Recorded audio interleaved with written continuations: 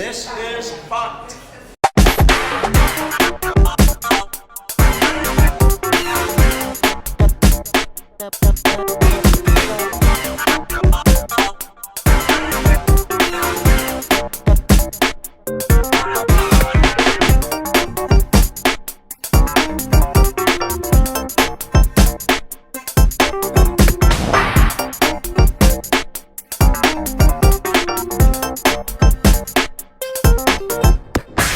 I'm Congressman Adam Schiff, and I have the great pleasure of representing Hollywood, West Hollywood, and surrounding communities. And it's a delight to be here to celebrate the 20th anniversary of FAKT magazine, a magazine which provides vital news, entertainment, and information to the vibrant Russian community, Russian-speaking community here in our region, which is one of the largest communities in the country. The Russian-speaking community here has made innumerable contributions in the arts and medicine and the law in every walk of life, and it has been a tremendous part of the broader mosaic of Los Angeles.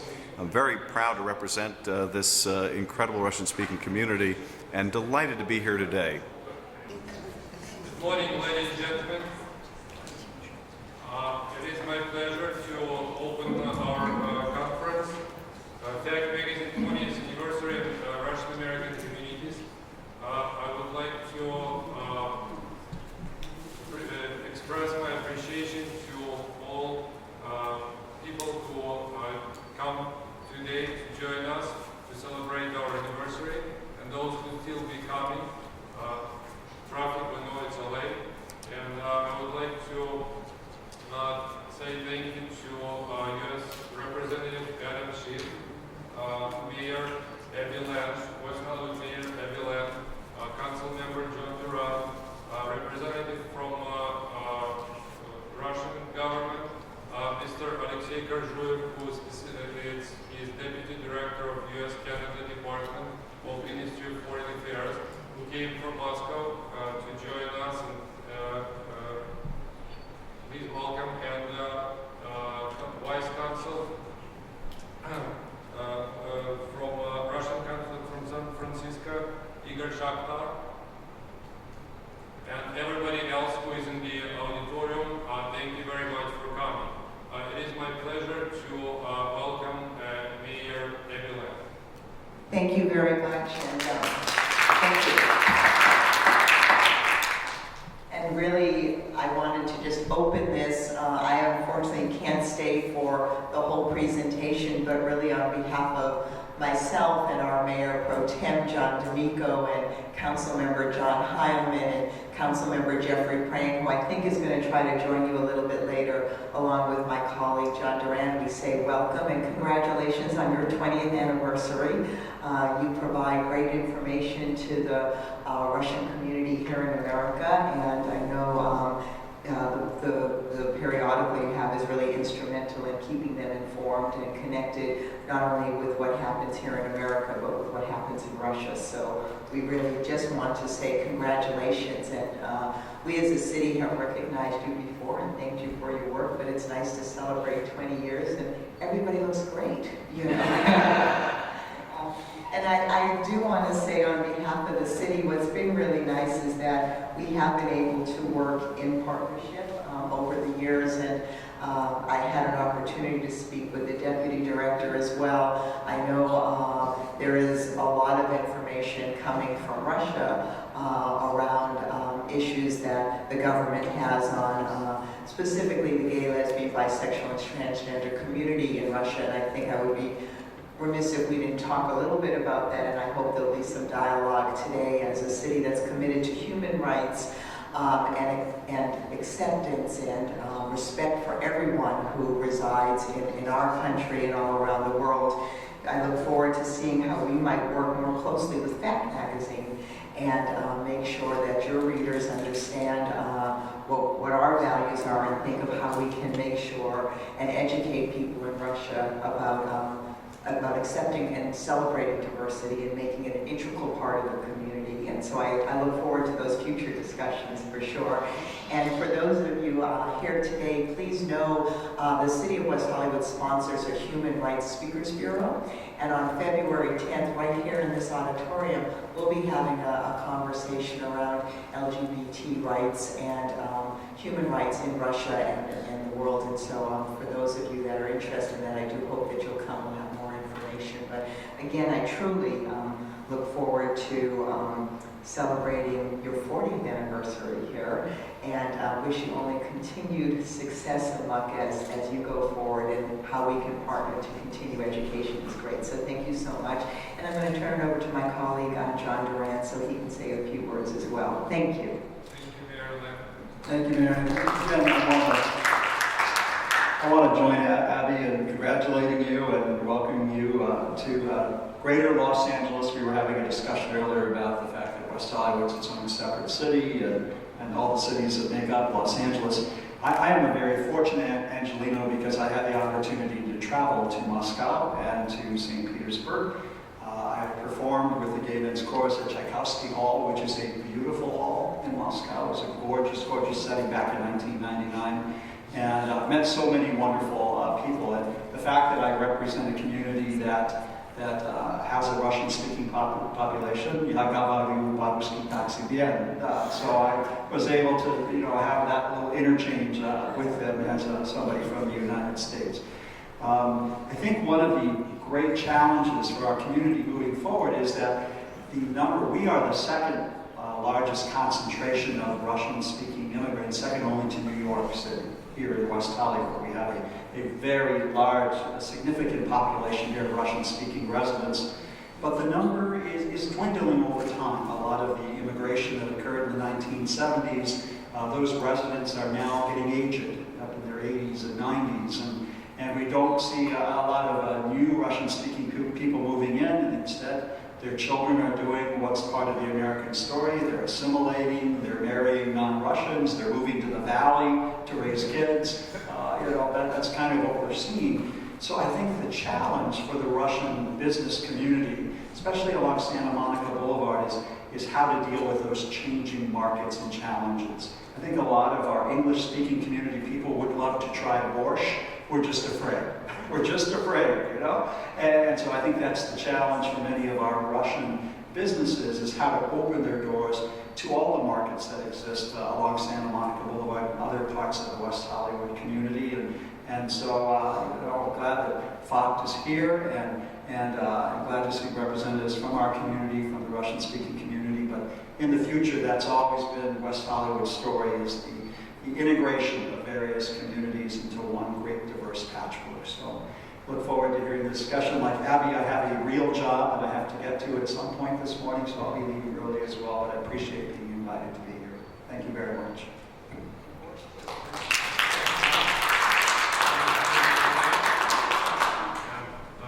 Thank you, Marilyn. Thank you, Councilman Miron. And do you know how many actually Russian residents are in West Hollywood right now? We have approximately, we used to be as high as a third of our residents. We're down to 11% of our population. So It's probably about 11,000. yeah. What is the current trend? Is it stabilized or? It's actually decreasing because a lot of our Russian-speaking people are getting older in age. And as they die or they move into retirement homes or in with families, we don't have any new Russian-speaking people moving in because of the high rents. We have rent control in the city of West Hollywood, which means many of our Russian-speaking immigrants have apartments that are very affordable, $700, $800 a month. But when they leave, the rents get doubled to twice the amount, and for a lot of people, it's a challenge to afford those rents in West Hollywood. So it is going down over time, but I hope at the same time we're able to preserve some of that Russian culture. And maybe that's the challenge for the Russian community, is how to bring in other markets to sustain those businesses. So we'll continue to see a Russian presence on Santa Monica Boulevard in the future. Yeah, I would add to that. I think as a city, we really appreciate the diversity of our community. We appreciate what the Russian-speaking community adds to West Hollywood. And so as John said, it's how do we maintain that as we're losing some of the older people, and because of rents and the size of a lot of our apartments as well are 1 or 2 bedrooms, and if you're having a family and there's no yard, so people are moving to other places. So I think we have some challenges, so that when we are celebrating your 30th anniversary or 40th anniversary, that we still have that community, that feel along some of our thoroughfares, that there still is a presence of the Russian community. I think we're very committed to looking to how to make that happen.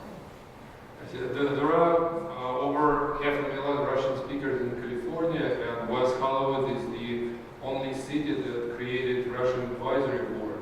So we definitely commend you again for that. And what is the role that Russian Advisory Board plays in the city of West Hollywood?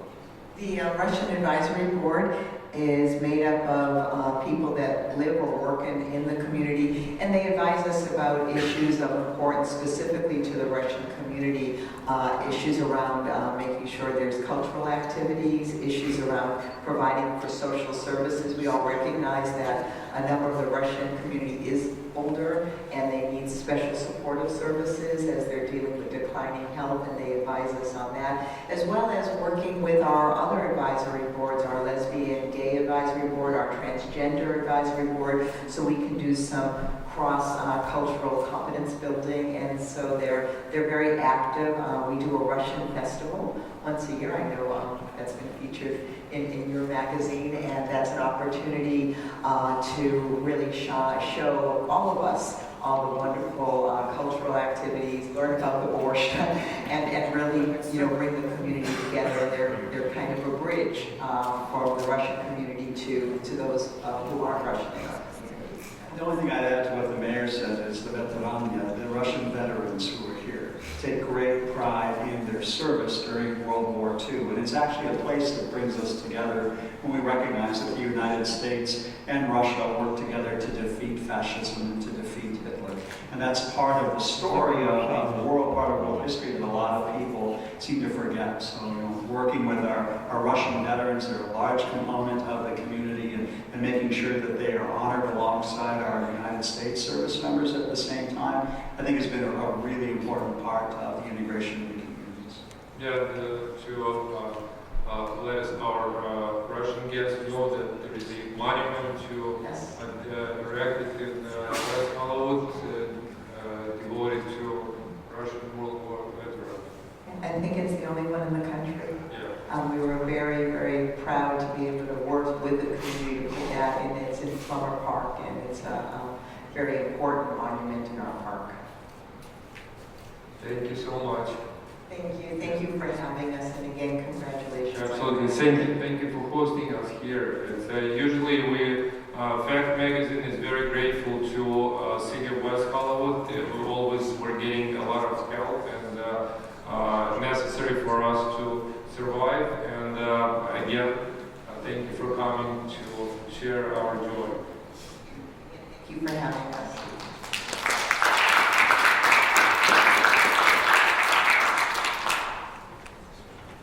We are very fortunate that U.S. Representative Adam Schiff is with us today, and he represents the 28th District, Los-Anджелес, a big part, like one of the best parts of Los Angeles, and he is one of the smartest congressmen in U.S. Congress. That's my opinion, and I'm very grateful for him to join us to celebrate our 20th anniversary. I would like to welcome Congressman Adam Schiff. Alex, thank you very much. What a pleasure it is to join you today, and I want to join in welcoming Deputy Director Kura. Welcome from the Foreign Ministry in Russia. It's a particular pleasure to be here and to represent this wonderful and vibrant Russian-speaking community, not the least of which because my ancestors come from the same part of the world. My grandparents, great-grandparents, and generations before that came from Russia, Lithuania, Belarus, and Poland. So it's a great pleasure to be among the community that was part of our family history for many, many years. I also serve in the Congress on a couple of committees of great interest in terms of a strong bilateral relationship with Russia. I serve on the Intelligence Committee as well as the Appropriations Committee and its subcommittee that deals with our foreign affairs. And there's certainly a lot on the plate between the United States and Russia these days. We're working as best we can with the Russian government to try to make sure the Olympic Games are secure. We're also doing our best to work on common issues of concern, the war in Syria, Iran's nuclear program, and many other areas of overlapping interest. I want to underscore as well the comments of the Mayor of West Hollywood, about our continuing interest and concern over the LGBT policies in Russia. So we have a lot to discuss between our two countries. But today we are here for a celebration. And it's a treat to join with you and celebrate the 20th anniversary of the Russian language magazine ФАКТ. From a modest beginning in 1994, President of the American-Russian Business Council, Alex Demashkin, and journalist David Guy built ФАКТ into today's high-quality publication. ФАКТ offers its readers information about local businesses, California current and local events, advice columns, medical and legal information, as well as information about entertainment and lifestyle. I saw, Alex, you had a recent column on famous Jewish families, but I'm sure I wasn't included. I'll have to talk to you about that. Actually, when I was elected to Congress, the executive director of the Jewish Museum in New York asked if I was related, sent me a note and asked me if I was related to the famous Jacob Schiff, who was a wealthy philanthropist and financier around the turn of the century. And I wrote back and said that yes, in fact, Jacob Schiff was my great-grandfather. Regrettably, though, it was Jacob Schiff, the kosher butcher, but not the wealthy philanthropist.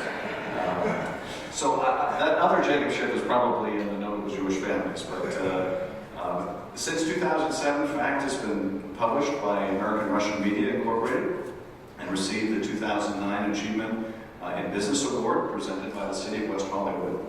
In 2003, Alex received the San Diego Press Club Award as well, a clear demonstration of ФАКT's impact in the Russian-speaking community. ФАКТ is one of the most widespread and widely read Russian publications in California and is now sold in Russian stores throughout the state. ФАКT's success and evolution is closely tied, of course, with the growing Russian-speaking population of our region, and particularly the vibrant community here in West Hollywood.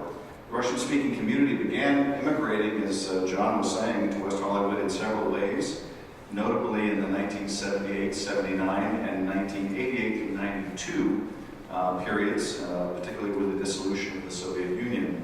The large influx of Russian-speaking immigrants made the need for a reputable and informative Russian magazine all the more vital. Outside of New York, West Hollywood is the most concentrated single Russian-speaking region in the United States, and includes emigres from many different former republics of the Soviet Union, like the Ukraine, Armenia, Belarus, Latvia, Uzbekistan, and more. Although the Russian-speaking community is very diverse in terms of nationality and origin, there are many cultural qualities that keep the community tight-knit and unified.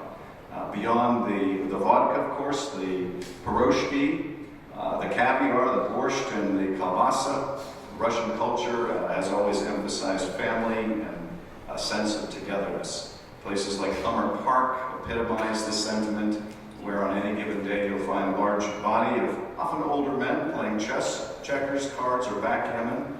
I've challenged a few to backgammon and had my head handed to me. While small children play on the jungle gym in the sand nearby, and women share stories of their unruly children. This sense of one's roots and the importance of family is what truly gives the Russian-speaking community a unique flair that adds to the vibrant quality of West Hollywood. The annual Festival of Russian Culture and the Arts serves to celebrate these artistic and cultural ties, and is an excellent family-oriented event that I've had the pleasure of attending in the past. Of Los Angeles' Russian-speaking population of approximately 34 to 35,000, about 3 to 5,000 of the community and the non-Russian-speaking visitors attend this event, making it a very large affair. That event is produced by the community individual sponsors, as well as the City of West Hollywood, And it shows the Russian-speaking community in the city have a very productive and successful partnership that prizes collaboration and extending Russian culture and the arts through the city of West Hollywood.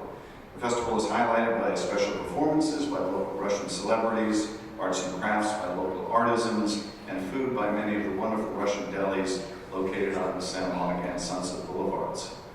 So it's a pleasure to join with you and an honor to celebrate the success of FACT and of the Russian-speaking community here in West Hollywood and beyond.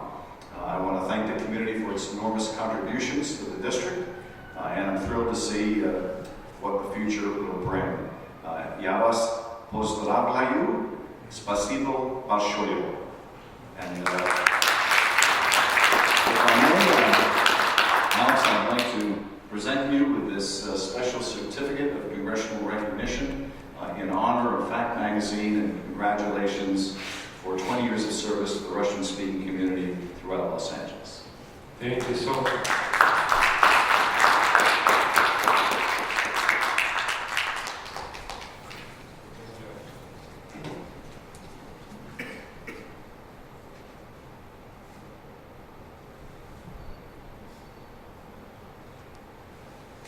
Thank you, Congressman Chief. You provided very good knowledge about what's going on in the Russian community in Los Angeles, and I'm very pleased with that. But what is your general view of the Russian-speaking as part of American community, and what is their contribution in electoral process and general political life in this country? Well, one of my colleagues in the Congress likes to say of America that the beauty is in the mix. The beauty is in the mix of the people that have come to the United States for generations and added to the quality of life here and the achievement that this country has successfully enjoyed for so many years. And the Russian-speaking community is part and parcel of that success. You can look at any field of endeavor, whether it's medicine, the law, sciences, literature, the arts, and you will find members of the Russian community who are successful, thriving, adding to our quality of life, adding to our cultural well-being, and tremendous members of our business community. So I think that the Russian success story in America is a fascinating story in and of itself, and part of that mosaic of Los Angeles and New York and many other cities that makes America continue to be the destination for people all over the world searching for a better life, searching for economic opportunity. And I feel so fortunate, as I mentioned, to represent the community, not only because I feel like I'm a part of it, it's in my blood, but also because this community has contributed so greatly to California and to our nation. Thank you so much. And I would like to add, before I welcome next presenter, if anybody has a question to Congressman Schiff, I hope that he'll be able to take this question. Any question?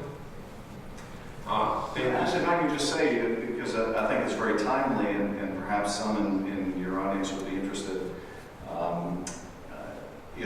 vis-a-vis the Olympics. There's been a lot of discussion about the Olympics, whether people should go to the Olympics, will the Olympics be safe? My own view is that if people have tickets to the Olympics and are planning on going to the Olympics, they should go to the Olympics. Tragically, the Olympics have become a target for terrorism for a long time, beginning with the 1970 Olympics in Munich. This has been a tragic phenomenon that has accompanied the Olympic Games. There certainly are security risks with the current games, and there is a credible threat, but nonetheless, I think the Russian authorities are taking every step that they can to try to secure the games. We, I think, have still work to do to improve our cooperation, and we stand ready, and I know I speak for our intelligence community, to help in any way that we can. We want the games to be successful. We want to make sure that no one gets hurt. But I think that the risk is a manageable risk, and I try to put things in perspective.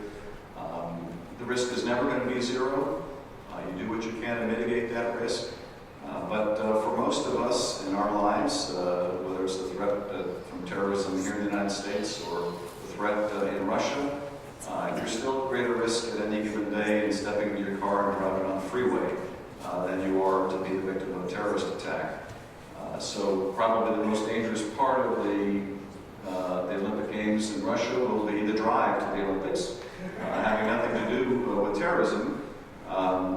Nonetheless, I think people who are going should be vigilant.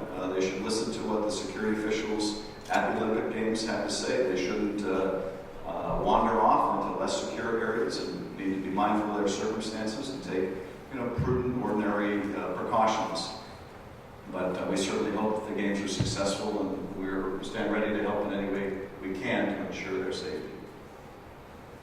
Thank you. I think it's a pretty hot topic today, and some people, it's usually all these security concerns come up before every Olympic, and we just part of this environment right now. And I hope that Russian security forces have some quiet talks with the American security forces, and they will together provide necessary security for all sportsmen and guests.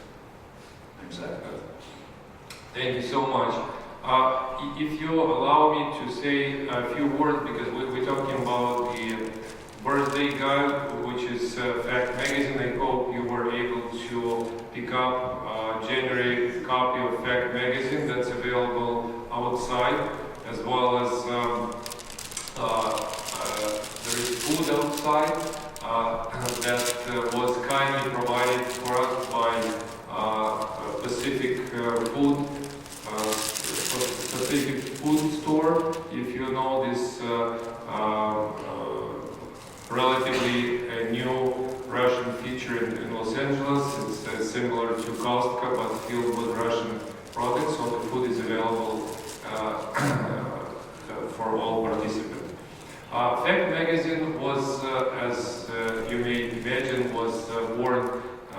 The actual issue came out in January, around January 15th of 1994, and it was born out of community life. So for me, I started. Thank you so much. This is actually, I'm holding in my hand the first issue of FACT magazine that came out 20 years ago. It looked very different from what it looks right now. It's kind of primitive, naive, but it's dear to my heart because it was the first baby that we expected. We started, so the idea came about to provide some services to Russian-speaking community, and there was not enough advertising vehicle to advertise our services. So I decided that it's a good idea to launch Russian-speaking publication. And a friend of mine who is present today in the audience, Nick Levinitz. Nick, please. I shared my ideas with him, and he introduced me to a journalist, David Guy, and we started putting together this first issue. This whole process was pretty swift, and if you can imagine, 20 years ago, there was no internet. I mean, in the way that we have it today, no internet. It's hard to believe. It's only 20 years ago. So we started, the production process was very primitive, but we were very happy to make this first issue available. And during this 20 years of publishing this magazine, I was fortunate enough to witness this whole life of Russian-speaking community, because FACT magazine was part of Russian community, was essential part. And the community life has changed during these 20 years, and Russian publications actually reflect the life of Russian community, and immigration slowed down, and the existing populations became an integral part of the American society, and integration process is going forward. So we have people more involved in general life versus in the earliest ages when people were tied to community life. FACT magazine was a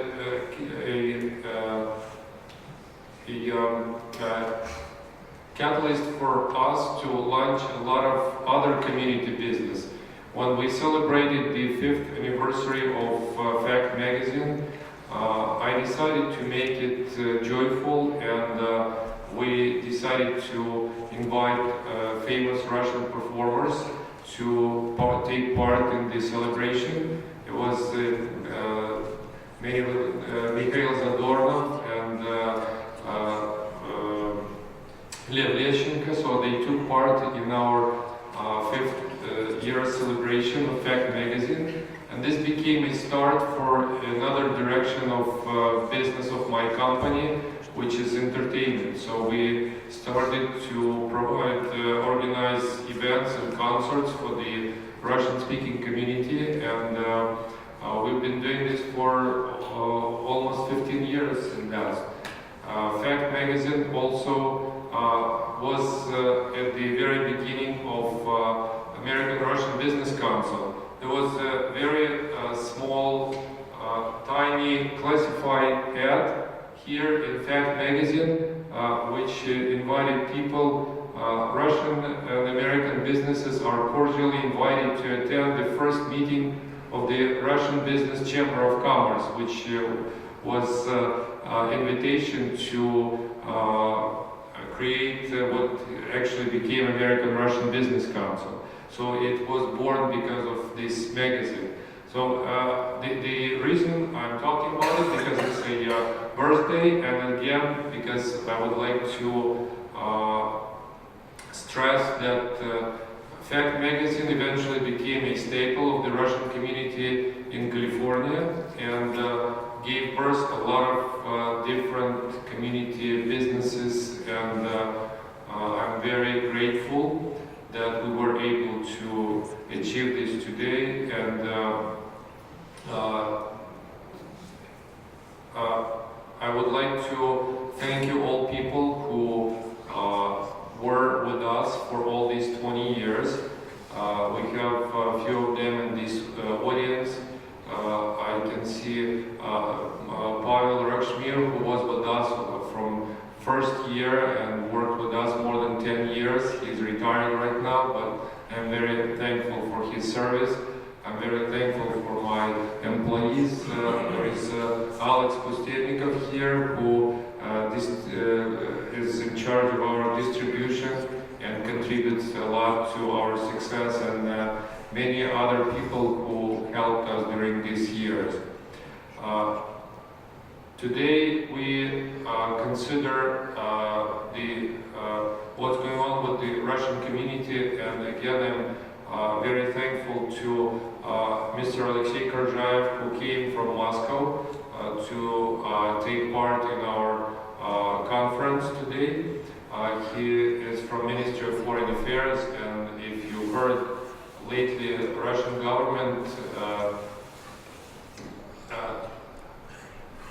does a lot lately to establish connection and support life of Russian community outside of Russia. And I think that they're doing a fine job. There are a lot of things that can be done, and I think that I would like to make an official announcement of my idea that maybe Mr. Korjaev will be able to pass to his colleagues. And if you know that Russian Foreign Minister Mr. Lavrov is in chairman of committee for I don't know what's the compatriots, Russian compatriots outside Russia, so he is appointed by the Russian president, right, as the chairman of this committee. There are a lot of foundations in Russia that distribute the grants to for different activity. outside of Russia. And all these grants, I think, are the decision is made in Moscow by people who are not maybe sometimes very well familiar with the situation outside of Russia. So my idea is to encourage Russian government to shift efforts on the spot, like here in Los Angeles, if we can manage the foundation that's funded by Russian government who wants to support life of Russian development of Russian language and Russian community outside of Russia. Might be a good idea to consider.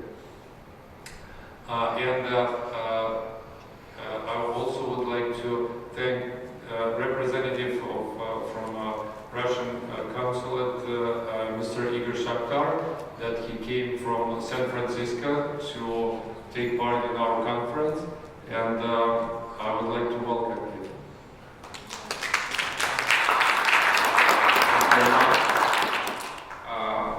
As Alex told you, my name is Igor Shakhtar. I'm representing the Russian consulate in San Francisco, and on my side, I would like to read the letter of Consul General of the Russian Federation in San Francisco, Mr. Sergei Petrov, addressed to Alex. If you, it's in Russian, right? Yeah, it's in Russian, but firstly, I'll just read it in Russian and then try to translate it in English in brief. Okay. Господину Александру Михайловичу Томашкину, главному редактору и основателю журнала «ФАКТ». Уважаемый Александр Михайлович, от имени Генерального консульства Российской Федерации Сан-Франциско поздравляю вас лично и всех сотрудников журнала «ФАКТ» со знаменательной датой 20-летним юбилеем. Журнал «ФАКТ» по праву является одним из самых читаемых, популярных периодических изданий среди русскоговорящей общины штата Калифорния. Уверен, что богатый опыт и творческий потенциал вашего коллектива позволит вам и впредь высоко держать планку, объективно освещать события, происходящие в России и в мире, поднимать своим читателям настроение яркими остроумными публикациями. Желаю вам, дорогие друзья, успехов в вашей деятельности, покорения новых творческих вершин, семейного благополучия и личного счастья. С уважением, Сергей Владимирович Петров, Генеральный консул Российской Федерации в Сан-Франциско, 24 января 2014 года.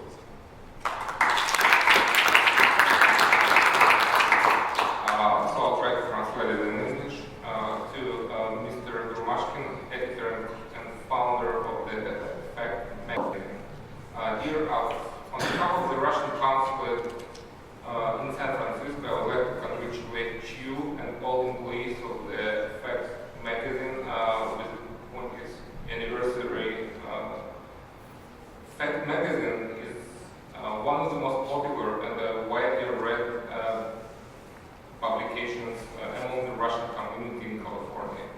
I'm convinced that your experience and potential of your group will get you opportunity to highlight objectively all events which take place in Russia and all over the world, and also to keep your readers joyful and make them fun. I wish you, dear friends, success and achievements in your activity, happiness, and that's it. Respectfully, Consul General of the Russian Federation in San Francisco, Sergei Petrov. Thank you.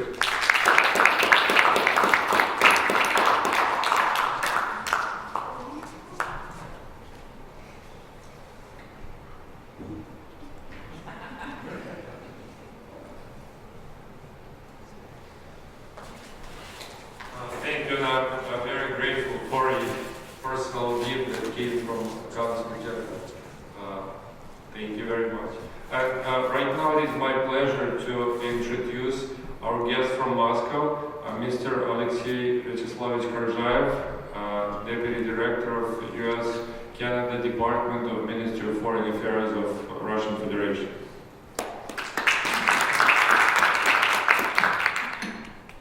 Thank you very much, Mr. Tomashko.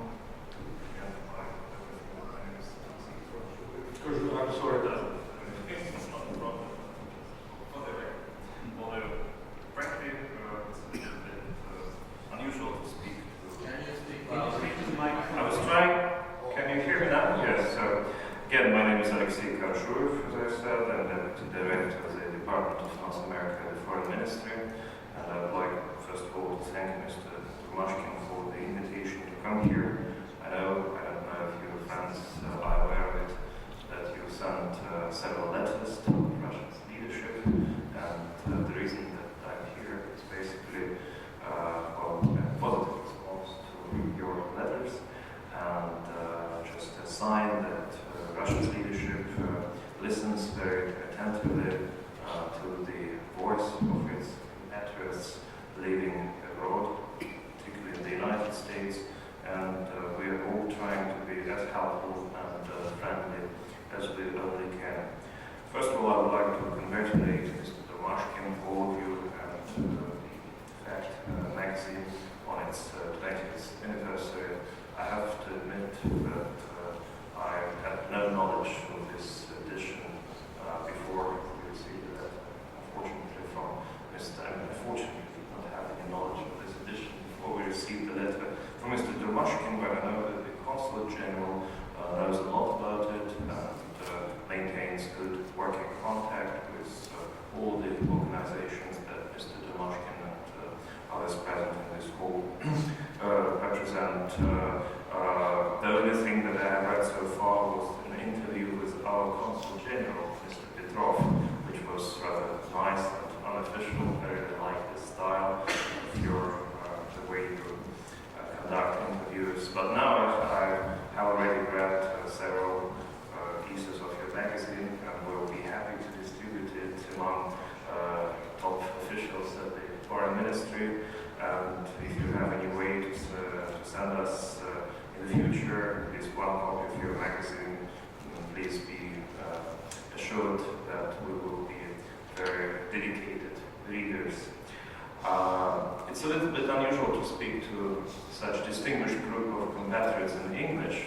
I would certainly prefer to make it less formal and speak in Russian, but since we have such distinguished English-speaking guests as Congressman Schiff and others who have already left this audience, certainly I will try to do my best to communicate some of the messages that I would like to share with you in English. First of all, I would like to say that we do care about our compatriots. I had a brief discussion with the mayor of this wonderful city and city councillor, the council member, Mr. Duran, of whom I have heard before, and who was described to me as a great friend of Russia and the Russian community here. I think, well, based on the words that he said, that it's completely true. But at the same time, frankly, I'm still always surprised that regardless of all communication channels and close dialogue between different politicians and officials of our countries, there are still so many misconceptions and distorted ideas about present-day life in Russia, some of which were unfortunately expressed in this, or hinted at in this auditorium. Well, certainly there is no way to do anything to dissolve these misconceptions during a 3-minute speech, but I think that we simply should talk more to each other, travel more to Russia, to the United States, make more friends, and then all these misconceptions will be gone. This is the only way of establishing closer and developed extensive ties between different levels of our societies. Then we will be guided in making our opinions not by distorted information in some of mass media, but by the truth that we receive from first hand. And we believe that Russia's compatriots living abroad should be a vehicle for promoting this new image of Russia. I was frankly happy to hear what Mr. Duran said, or Ms. Mayor, I remember too exactly, that the number of people who moved to the United States has decreased from Russia, has decreased substantially over the past years. many of the misconceptions that were voiced here are completely unfounded, and that life in Russia is getting better and better, so people don't have any reasons to leave their country to look for a better future, because their better future, best future is in their homeland. And, but however, having said that, and I really, this is very inspiring fact, supported by statistical information. Having said that, we know that we have a very vibrant, dynamic, active community of compatriots living in different parts of the world, particularly in the United States, particularly in the best parts of the United States, with nicest climate possible, like California. Because when I left Russia several days ago, it was -20 degrees centigrade. Here it's +20. So the difference is, although we have our winters have become milder and more European-like, however, these days we have real strong, cold Russian winter, freezing temperatures. So the community of your community of compatriots has the advantage of trying both the advantages of life in Russia, with whom, as I know, many of you maintain close and deep ties, and the advantages of US climate and probably some business opportunities. And we have to encourage that, because compatriots are the vehicle that bring our societies, our nations closer together, help to get rid of wrong ideas about each other, help to improve the climate of friendship and mutual understanding between our two great peoples. And we are trying to do as much as we can to support this strive by many representatives of our compatriot organizations to develop closer ties with Russia. Certainly including financial support, although frankly my idea is that people who have immigrated here, they did it in search of a better future. That's why they are supposed to help their Russian friends in Russia and not ask for help. But I understand the situation may be different, and such noble endeavors as, for instance, your magazine and other associations of compatriots that you chair or partake in are certainly worth supporting. We have several vehicles, many channels of granting this support. The amounts differ, but still also general, which is represented here by Mr. Shekharov, is the best source of information about possible grant opportunities and other opportunities. We have Russian Ruski Mir, Russian World Foundation in Russia, which supports specific projects related to promoting Russian language and Russian culture, education. Many of Russian-speaking schools here in the United States are receiving grants for specific purposes through that and many other channels. We have a whole department of the Foreign Ministry, which is called Department for Interaction with Compatriots, which oversees the development of these programs. And we have a whole association system of compatriots organizations, which are basically, we have for local presence. They have local conferences, they select their leaders, it's the structure that covers the entire world, so you're warmly encouraged to partake in any of these formats. What I'm also interested in is to maintain connections with those people who feel they do not need to sever ties with Russia to maintain their Russian or partly Russian identity. As Mr. Petrov explained in detail in your interview, we're working on establishing something. It's in the first stages, inception stages at this time. We're trying to establish something that would look like French patrimoine, so basically a community of French-speaking people around the world, which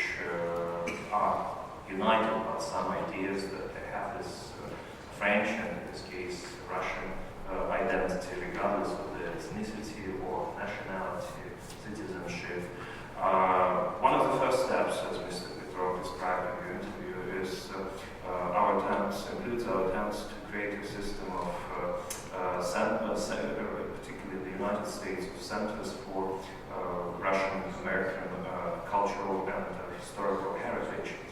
The first pilot project is being actually implemented in California, in Fort Ross, which is one of the first Russian settlement in the western part of the United States. It also includes such historical sites as Fort Vancouver in the state of Washington, which is the place of the landing of the first transarctic transpolar flight by Valery Chkalov. And it will also include some other notable spots on the historical map, on the map of our historical and cultural heritage and cooperation. Something, for instance, just a few Portsmouth, where peace treaty was signed in 1905, Vermont, where Solzhenitsyn lived, where his house is being converted into a museum. We have places on Hawaii ports, which we would like to restore. We have lots of settlements in Alaska, which we would like again to bring to this overall picture of Russian-American joint cultural and historical heritage. This project will be implemented under the auspices of Russia-US Presidential Commission, where we have a special group on cultural, educational, other exchanges, and this group listens very attentively to all promising projects that the Russian community here in the United States is willing to pursue. So basically my idea is that we need more interaction, more dialogue. So if you have, these are some preliminary ideas, so if you have any structures, organizations, groups of activists that are eager to be part of this nascent effort, we're welcome. We look forward to getting into and pursuing this dialogue. And on our part, well, you talked a lot about funding. Funding is always the most complicated issue, but I don't think that projects are successful only when they are abundantly funded. I know a lot of examples where there are projects that have very good funding behind them and which fail because they are not properly formulated, they do not have popular support, they do not have political support. So there is a great, to sum it up, there is a great willingness to be in dialogue with those people who live outside Russia and who are eager to maintain their Russian cultural, historical, social identity. So we're open to this dialogue, which should necessarily include also representatives of the United States political circles, members of Congress, to make sure that this dialogue is transparent, that it serves definitely the needs, noble purposes of our both societies, and is welcomed by not only the community of our compatriots, but also by other people living in those places where our compatriots live. So we're trying to be creative, but this creativity is largely dependent on the input of the people who live here, because they know much better their needs, aspirations, and the Russian government is stands ready to respond positively to all interesting and creative ideas that we may hear on your part. And again, I hope that this brief introduction will serve as a beginning of a future successful dialogue. Please invite us to any forums that you will be willing to hold here, and particularly to informal dialogues where we will do some brainstorming and determine better ways of developing our mutual cooperation and interaction in the future. And to conclude, I would like again to thank you for the invitation and to congratulate you sincerely on the success of this venture, because I can see, well, the comparison between the first issue of the magazine and the current issue that is in front of me is really striking. It's a sign that it's very sustainable, successful enterprise, and I wish you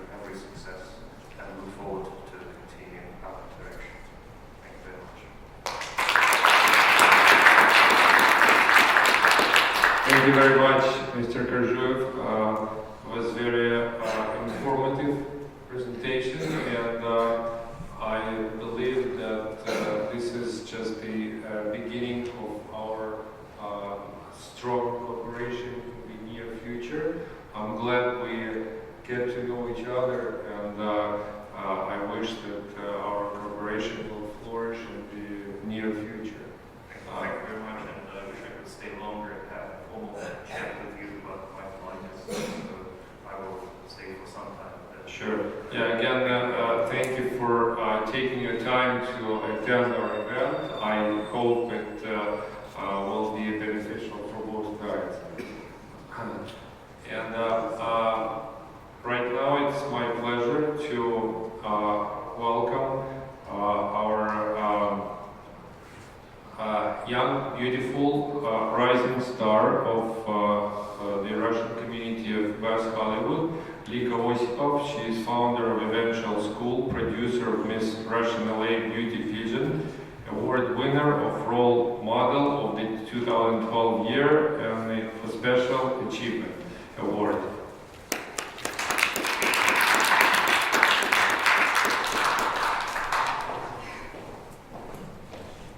Hello. Every March 8th on International Women's Day, Eventual School proudly presents Miss Russian LA Beauty Pageant. And we are very proud to work with ФАКТ magazine all these years. Magazine ФАКТ is the largest and the best Russian magazine in California. It's a big honor to have Magazine ФАКТ, one of our info sponsors at the beauty pageant.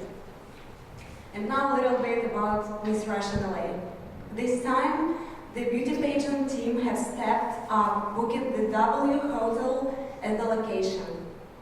CBS channel will cover the event, and I think by saying CBS as a sponsor, it just shows how big this event will be. You can see a lot of Russian and American celebrities in the audience.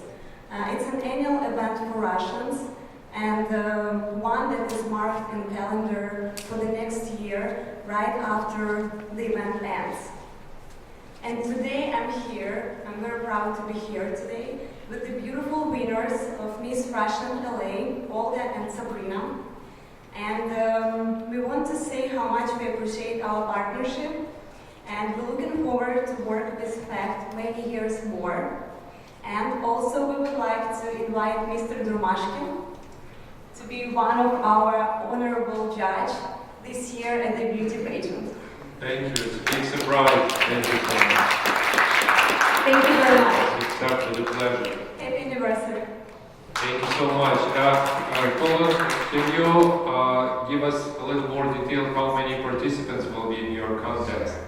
Yes, it will be 12 this year. Every year it's like around 10, but this year I think it will be 12 finalists. And we are expecting a few celebrities. I can tell you the names. It will be Steven Seagal, Danny DeVito, Rutger Hauer, and Alex Drumashkin. Oh, thank you so much. It is, I believe it is going to be really a great time for everybody who will come there, because it's a third time in a row, and the first two were very big success, and Lika is one of the example of successful young Russian Americans here. Thank you very much.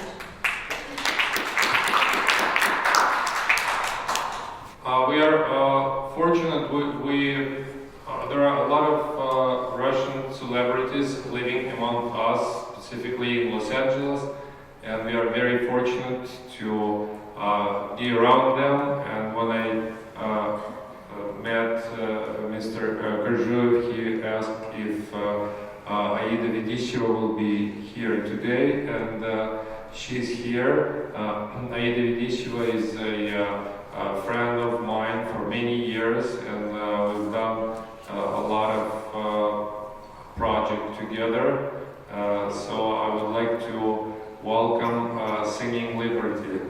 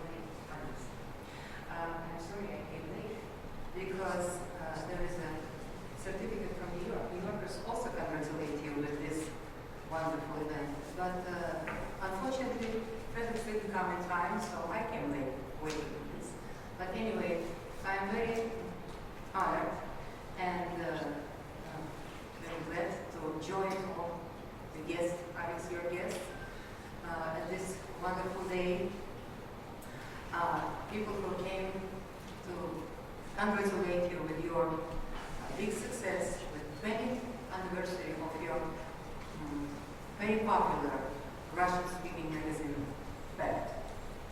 All this, I'm so sorry that I don't feel well when I will talk to you, and it's not comfortable for me. Oh, thank you, how are you? Yes, that's my because I'm talking to you, it's your presentation, and we are all guests, congratulating. And of course, congratulations.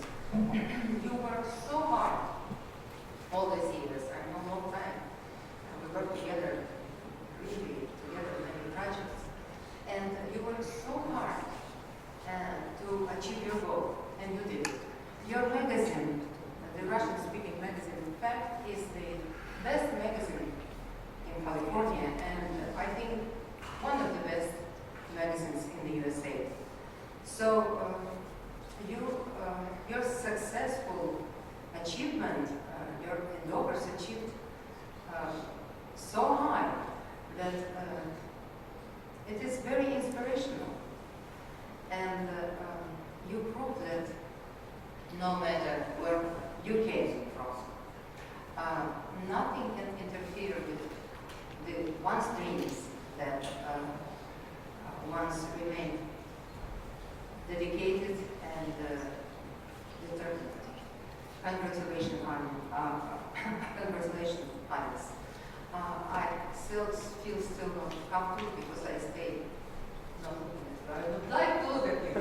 We can see you. We can see you very well. Yeah, the president of New York's New American Association for Culture and Education, sent you the certificate, special certificate.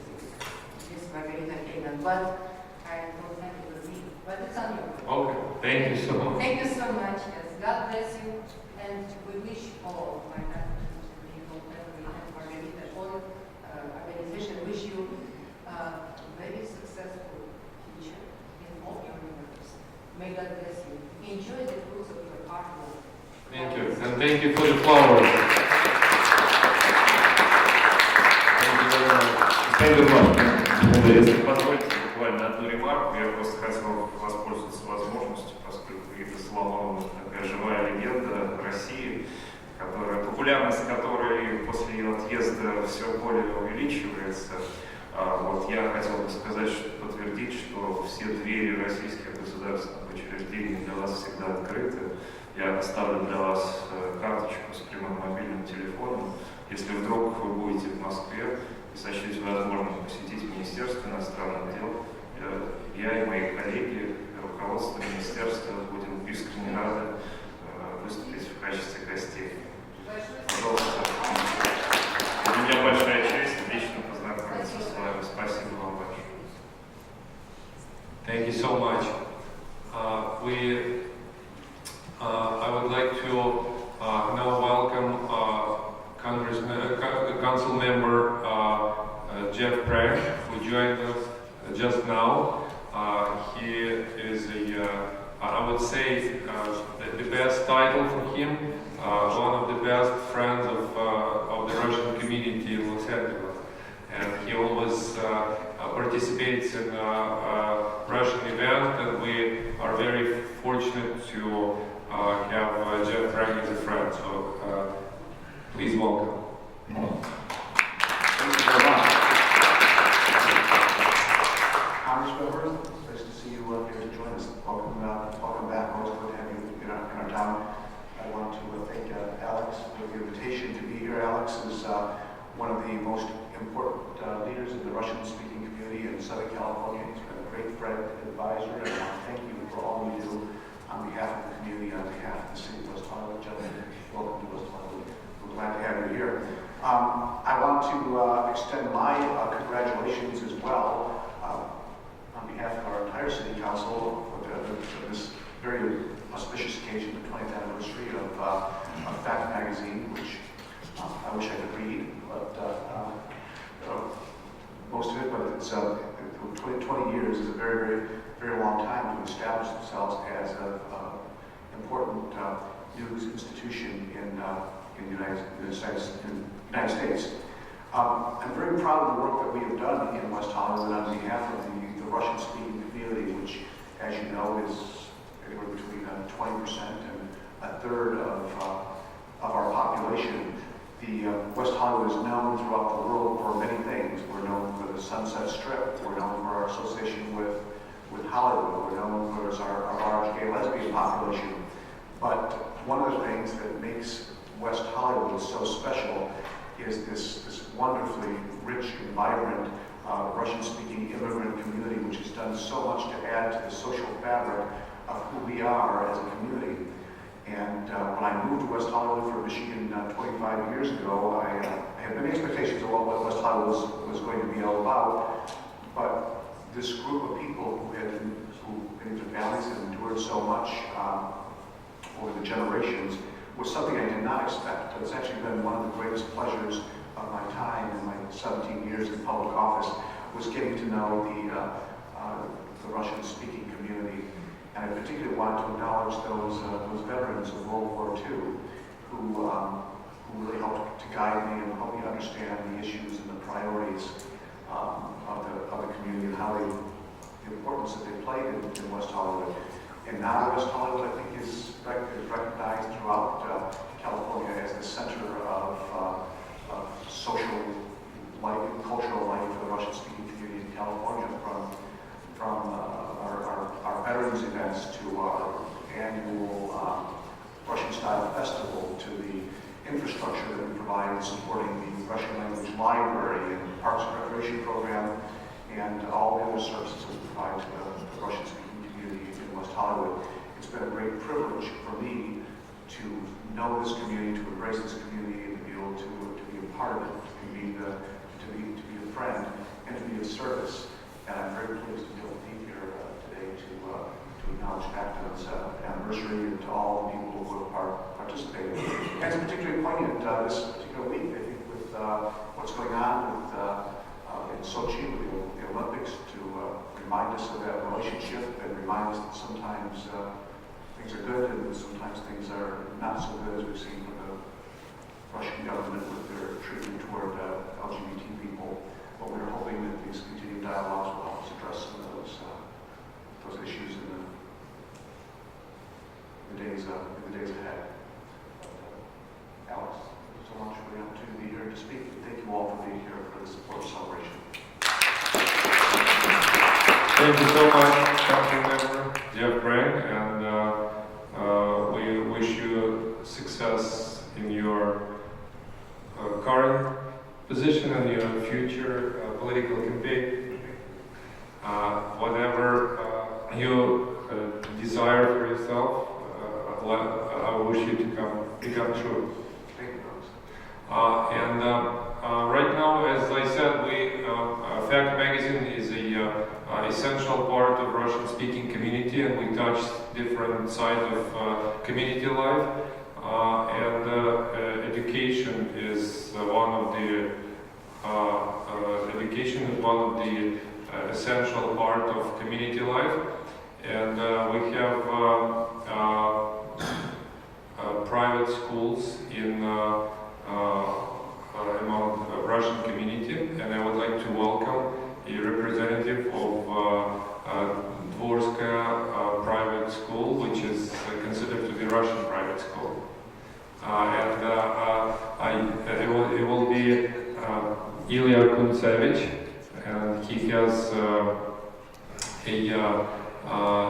very distinguished biography. Oh, thank you. Thank you. Yeah.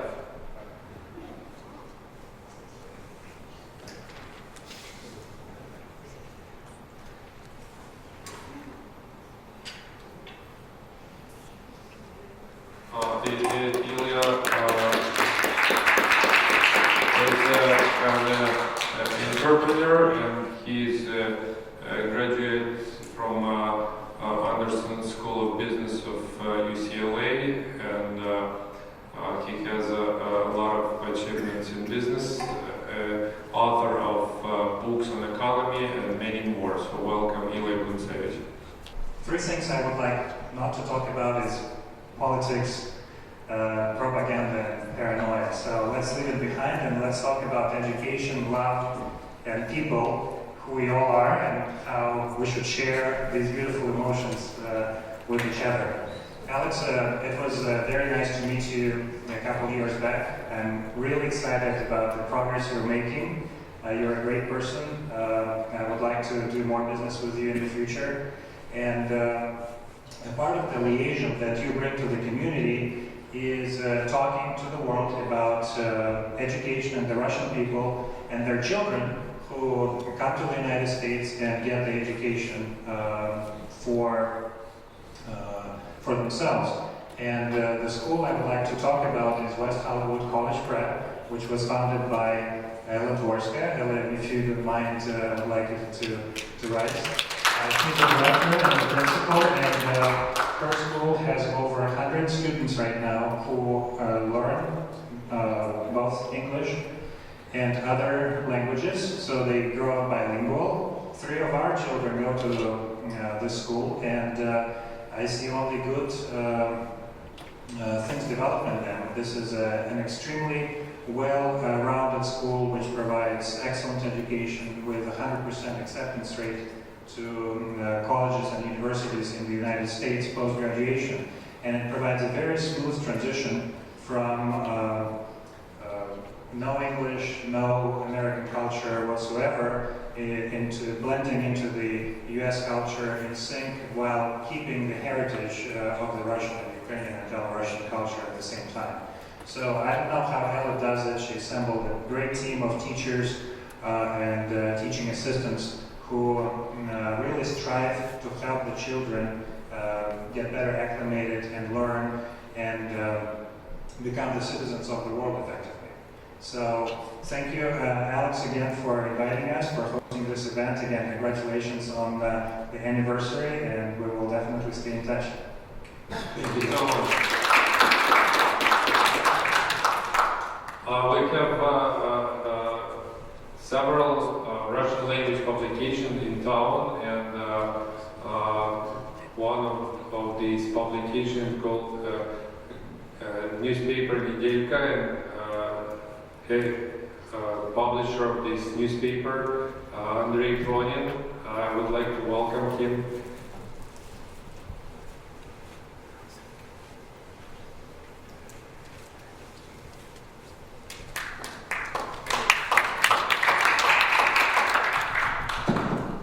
Okay, it works.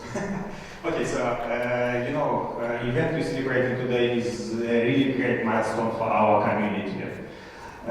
Magazine Fact, it's set an example for many Russian publications, including mine. And I would like to express our appreciation to the gentleman who runs this magazine all these years, who provides us with very useful information all these years, and who entertains us all these years. So I wish you, Alex, many, many happy and successful years ahead. So thank you. Thank you, Andrei.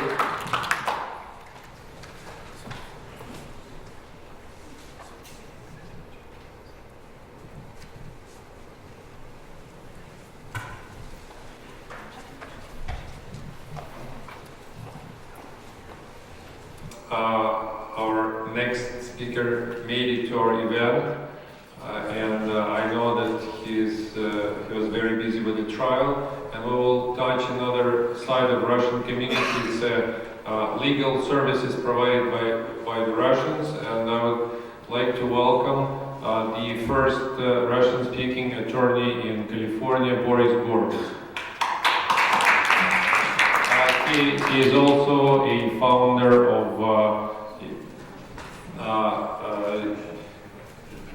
a Jewish museum, so he has many interests and titles in life.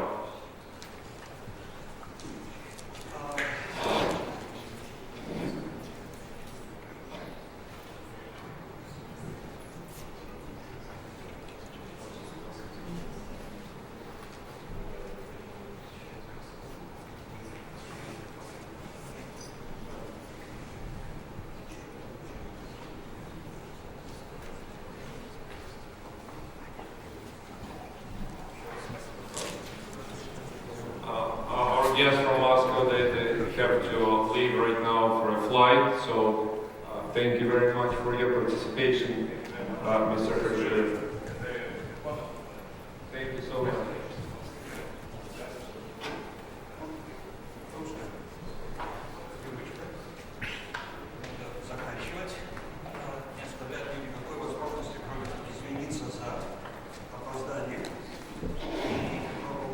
всех за возможность приветствовать и поздравить журнал «ФАКТ» с его прекрасным юбилеем. И по дороге сюда я думал, о чем я буду говорить, но последняя фраза, которую сказал предыдущий выступающий, меня насторожила. So I'll switch to English with your permission, and I will say that it's absolute truth that the Russian community is not growing through the channel of immigration. And yet it is growing with our children, grandchildren. And there's an interesting phenomenon that I'm particularly excited by, and that is that the sphere I call Russianness is not only decreasing, but it's enlarging. It is the sphere of Russian language, Russian culture, Russian ethics, our interests, business interests, emotional interests, all connected to the Russian language, Russian culture, and the preservation with which the first generation of immigrants is doing a great job of sustaining. Now, how does that compare with the experience of the prior wave of immigrants to the United States?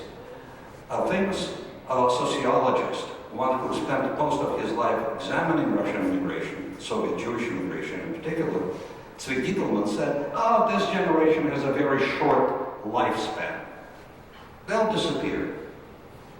Is that so? There are certain things that we all know. We do know that the Russian community did not build major institutions, communal institutions. And that there is a tremendous difference between what happened in the early 20th century, when the grandparents and great-grandparents, parents of the Americans that we deal with on a daily basis, came to this country. There is a very clear understanding that they have made major changes in the structure of relations in the United States. Most importantly, labor. Essentially, the Russian Jewish immigrants in particular had made some major changes in the way employee-employee relationships were structured. The unions became a major power. There was a significant change in workers' safety, workers' rights. The whole fabric of that change, and everybody is agreeing that this was one of the major historical missions, but it was not the only one. There was an enormous cultural change. From the vaudevilles and operettas came what we know today as an exclusively American art form called the musical. And I don't need to give you the names of the famous Russian Americans, not just Jews, but just to name a few.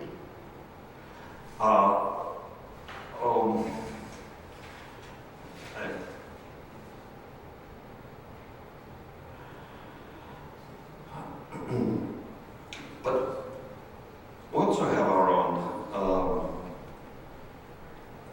so-called heroes, people whose names immediately come to mind: Baryshnikov, Sergei Brin. Similarities between this group of immigrants and our predecessors, however, are not in the number of media figures that we produced. The big question is, if our predecessors made a tremendous historical impact on American society, what's our role? What is the role of this largest group of migrants from the former Soviet Union? Do we have one? Or are we going to disappear and sort of just have our grandchildren say, oh, my grandpa was born in somewhere in Ukraine? Is that our role? Is that what we're all about? And if it is not, what role does the media play in this process? The language and culture, our language and culture, is very different from the language and culture of those who came before us. They essentially spoke Yiddish, but their immediate concern was to get rid of the language, become Americanized, be like everybody else. And what happened? Their children followed that to a T. They became doctors, attorneys, lawyers. Ask them, do they speak Yiddish? Maybe 3 or 4 words. That did not happen with the Russian language. And the primary responsibility for this is not just our curiosity in what happened 50 or 60 years ago under Stalin, or how many people we relate to had a previously unknown role in the history of the Soviet Union. No. There are 5 families I know. 2 of them are pravoslavny Christians, and 2 are Jewish and 1 Kazakh. They bring their children week after week to what they call the Pushkin evenings. They make children recite the poetry, they talk about things related to Russian culture. Print media is not in the best shape right now. It is fundamentally trying to survive in the face of the onslaught of internet. How many of you use internet in Russian to get a sense or to feed into your Russianness? So for most of you, maybe at least whatever remained in this hall, just a small number. So basically, it is print media, magazines like ФАКТ, like Slovo, newspapers in Russian play a tremendous role. But did you notice within the past, let's say 10 years, how few of them remain? How many of them disappeared? But it is that channel through which we continue to expand what is important now. What is it? Is it something we call culture? It's something more. And if I may, I'll spend another 3 minutes talking about it, and we'll be done because it's getting close to lunchtime. Whether we're Jews or atheists or Russians or Kazakhs, we're all a product to a great extent of the Christian, Greek Orthodox, pravoslavny culture. It is bred into us. It is very much a part of our worldview. It does not in any way impact our knowledge and our sense of who we are and what we are independently.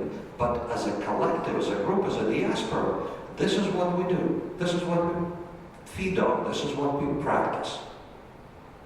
And what do I mean by practice? In a moment. The world we live in, around us, is a form of Protestant culture. And there's a great difference between the 2 cultures in which American Jews, Russian Jews, have been brought in, the American Christians, especially the evangelicals, and the Russian Christians come from. These 2 worlds are very different. Within the Protestant world, there is the fundamental assumption that everything is binary. It's either or. It's yes or no. And the culture, the structure of justice based on it, something I know fairly well, is essentially based on a binary approach. It's either right or wrong. It's either white or black. That's normative culture. Now, within the culture that we came from, there's a different axis of morality, ethics, and behavior. Do you know what it is? It's good and bad. We judge our actions, the actions of others, we judge the world based on an entirely different sense, perception. Something is either good or bad. And what's interesting, it follows not the binary logic, but it follows fuzzy logic. In other words, under some circumstances, an event could be good, and some it could be bad. It could be good when others consider it bad, but I can explain it. In other words, the culture we came from is, I wouldn't call it more rich, but it allows for a much greater variety of options, both in terms of behavior, sometimes good, sometimes bad behavior. and very much greater variety of assessments, analysis. So when I talk about Russianness, I mean first and foremost the ability to teach our children what I think is the key element of the culture we came from. That's mercy. The ability to feel others, the ability to forgive, the ability to understand, to place in a broader context. Now, the world they're living in is different. It's a world where things either fit or they don't fit. It's a world in which you're only as good as your last surgery. You're only as good as your last case. You're only as good as the law determines a certain action that you have taken as either positive or negative. The world around them is built on justice. But you know what? In our Kabbalistic wisdom, the wise men of Kabbalah say that the world built on justice cannot last for very long. It needs a constant input of mercy. Forgiveness. Capacity to expand. To go beyond very rigid words, norms, categories. This is what we teach our children. This is what the culture that is based on Russian language allows us to do. Not just the names of Lermontov, Pushkin, or Dostoevsky. Americans have access to all of this information. They adore Dostoevsky, at least they say they do. But it doesn't change their worldview. There are two more differences I want to brush on very quickly. One of them is that we're essentially individualists. Our predecessors built tremendous number of societies. Where's our communal groups? Where's our communal architecture, the skeleton that makes a community? There's none. And why is that? The answer is very simple. Everyone knows the answer. Because there is no need. We no longer have to collect money to support orphans. We no longer have to pull together our resources to support our sick and pay for their hospital stays. We no longer have to care about burying those who cannot afford to be buried.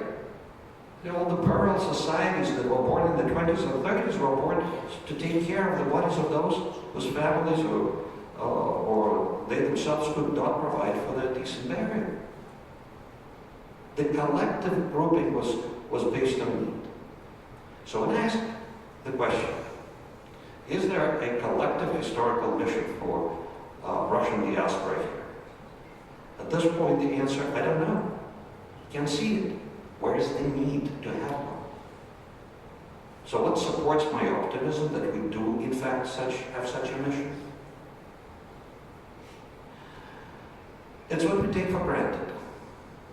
Russian language media. And most importantly, the magazines that constantly, on a regular basis, connect us to what is important, continue to enforce our sense of mercy, of beautiful, of understandable, of fuzzy. They give us the freedom. What does the outside world give our children and grandchildren? They claim it's a great value, equality. But you know what? One thing that distinguishes Russian diaspora, regardless of their faith, is the perception the greatest value in the world is liberty. Liberty to be and do what you do, regardless of your skin or faith or beliefs. In other words, we believe that equality taken to its extreme means something entirely different. In fact, weren't we born in a society that proclaimed equality as the greatest value of all? Did we feel that equality? Was it there? Did it give us what we needed? Did it provide for our children? Just the opposite. So those are the two major differences that are presently exist in shaping our future, the future of our children and grandchildren. And I certainly hope that in some small way, what I'm sharing with you will ensure the continuing existence, the success, and the incredible value that publishers, essentially, of those magazines that we treasure, and in particular, ФАКТ magazine, and Alex Domashkin, on its 20th anniversary, feels the support that we give them. They feel that they are needed. And it is through his efforts and efforts of others who produce newspapers, magazines in Russian for our consumption, that we continue to believe that this world can change, and it's our role to make sure that it is changeable by us, by our children, by our grandchildren. And on that note, I'd like to thank Alex for his important role in this process. Him personally, because after all, let's face it, in our reality, fact is Alex is fact. Amy, I hope you will share with me my delight of being here and gratitude for being allowed to share my thoughts and comments. Thank you so much. Thank you for coming and making it. I know that you're The jury is out deliberating. Hope we'll all know by the end of the day. They may be out now. We'll see what happens. Okay. All transitory. Thank you so much. And on that note, on that great presentation, I would like to call our conference closed. And again, thank you so much, everybody, for coming. I'm very grateful that you shared this important and joyful day for me personally, for all people that associated with ФАКТ magazine, its weekly edition, and any work that we're doing for the Russian community. Good, thank you and good luck to everybody.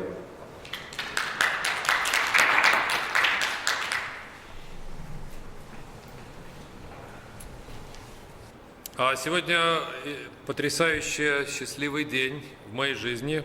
Я отметил 20-летие одного из своих детей. Бизнес у каждого человека производит какие-то продукты, и мой продукт достиг, в общем, своего апогея в день 20-летия.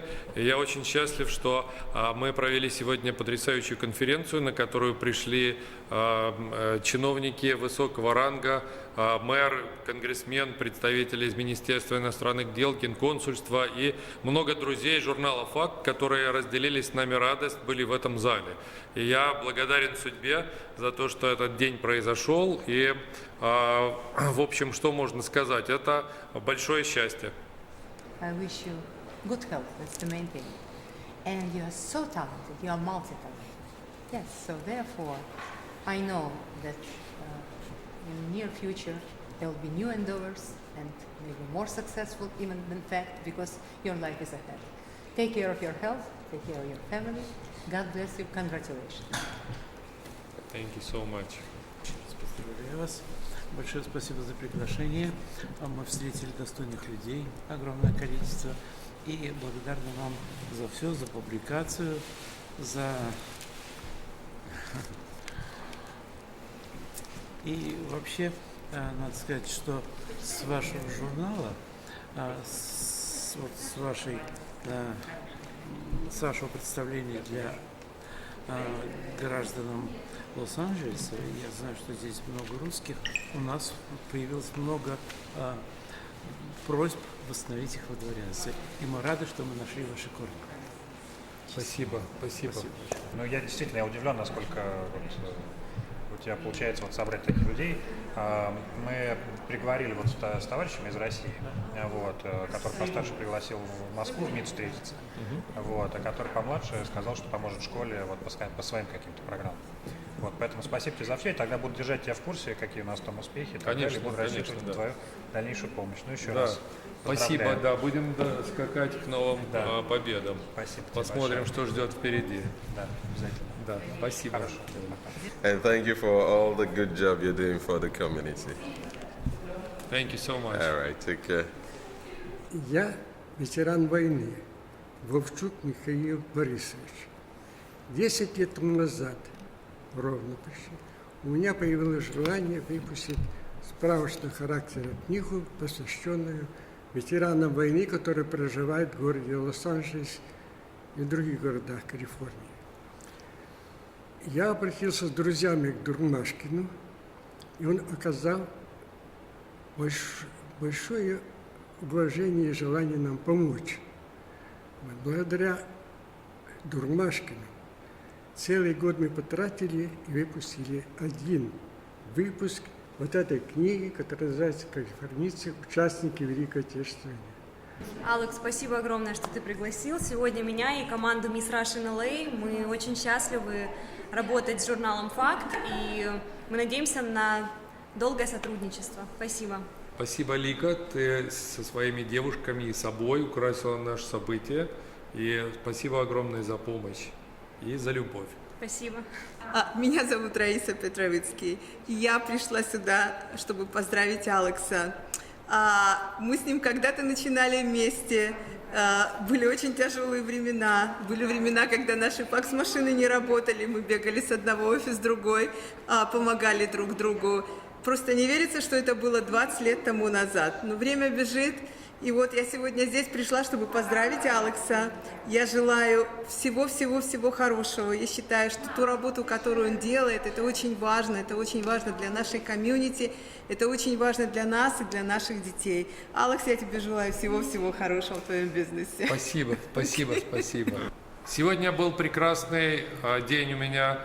И прошла потрясающая конференция. Мы отметили 20-летие «ФАКТа». И огромная заслуга в этом Тане Родзинник, которая очень помогла нам во всем. И я очень счастлив, что у нас это все состоялось. Спасибо, Таня, за все, что было и за все, что будет. Мне очень приятно с вами работать.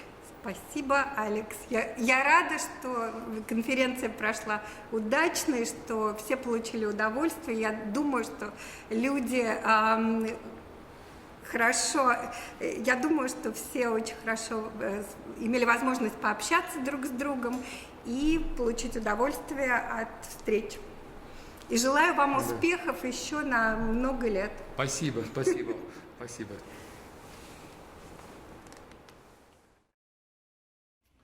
Уважаемые дамы и господа, сегодня у нас замечательный день. В нашу международную организацию International Kingdom, где руководитель светлейший князь Бугаев-Понятовский, то бишь я, вступает изумительный человек, которого мы любим и уважаем, его сиятельство граф Алекс Дурмашкин. Мы вручаем этот орден, орден Святого Георгия Победоносца, который реанимирован в наше время. Этот знаковый российский орден, один из лучших и высших орденов России, теперь является наградой для многих достойнейших людей планеты. Наша организация занимается благотворительностью, занимается пожалованием титулов и наград. И мы очень благодарны его сиятельству графу Алексу Дурмашкину за то, что он помогает выжить за рубежом русской диаспоре, помогает своим журналам «ФАКТ», которому уже 20 лет от роду, помогает своим телевидением, кто есть кто в Калифорнии. И вообще человек добрый, отзывчивый, помогает переиздавать литературу. И мы надеемся, что Алекс Дурмашкин поможет переиздать нам детскую Библию в стихах, которой я являюсь автором, переиздать на русском и на английском языке. Она издана в России 20-тысячным тиражом. Ну, здесь мы думаем хотя бы 10 тысяч, и то будет достаточно. Дамы и господа, я еще раз благодарен Алексу Дурмашкину за то, что он помогает нашей организации, Международному королевству, и издает, печатает. И отзывчивый человек, дай Бог ему здоровья и успеха во всех делах. Честь имею, князь Бугаев-Понятовский. И участвует в награждении принц Лев, член Регенского совета и рыцарь ордена Святого Константина. Честь имею, князь Бугаев-Понятовский. Спасибо.